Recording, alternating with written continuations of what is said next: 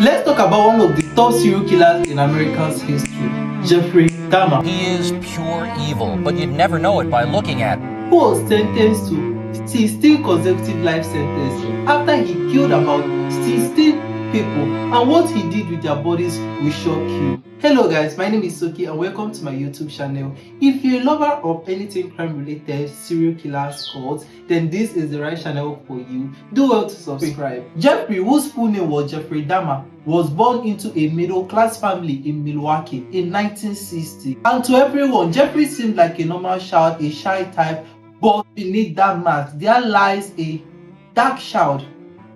At the age of 8, while other kids were playing, Jeffrey developed a new obsession. Jeffrey was not all about playing. Instead, he developed obsession for killing animals. He would get roadkill and he would enjoy dissecting them. And to his father, who was a chemist, this seemed absolutely normal to him. He thought maybe his son was set inclined, but little did he know that his son was going to become a monster. As Jeffrey was transitioning into his teenage age, his obsession to kill started growing. It took over him, but still he was able to succumb it, and he did so with alcohol. But it never left. In 1978, Jeffrey found his first victim. And during this period, Jeffrey's parents were going through a divorce. And that was when he found this hitchhiker on the road, who he gave a ride. He took him to his house, and while they were at his house, that was when Jeffrey decided to strike. The guy tried to leave, but Jeffrey refused him. And before he knew what was happening, Jeffrey hit him with a barbell, strangled him, and dismembered his body.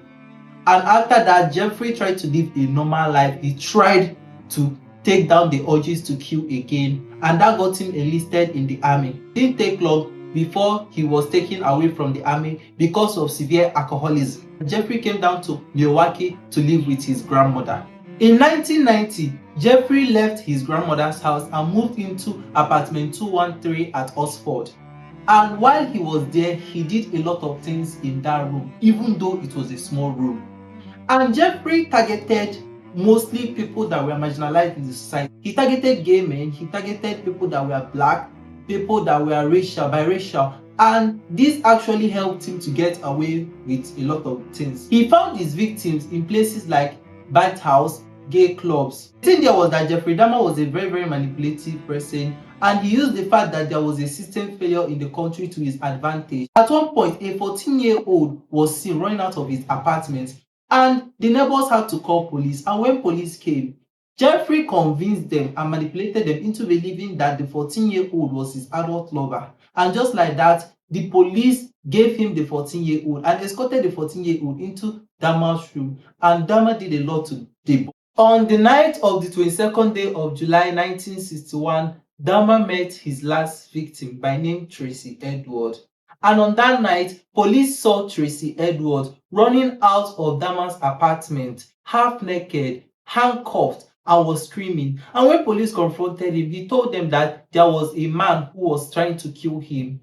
And they thought he was being hysterical. They thought he was actually joking. So they thought maybe he was drunk, and they decided to take him back to Dahmer's house to do a welfare check. And on getting to Dahmer's house, a very ugly smell. And when they entered and they asked Dahmer where the smell was coming from, Dahmer told them that it was probably bad meat.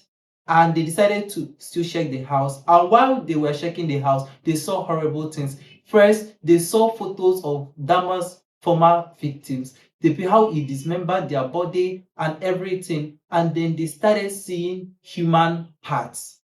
And just like that, Dahmer was arrested and he was taken to trial. In trial, when asked why he did all of these things, he said that he couldn't help it, that he felt the hunger and desire to do them. And hence, he was sentenced to 17 life consecutive sentences. While in prison, he was murdered by a fellow inmate by name Christopher. At the end of the day, do you know that a Netflix movie was made about him? Now tell me, which other serial killer would you love me to talk about next? Please like and follow me for no reason. Bye.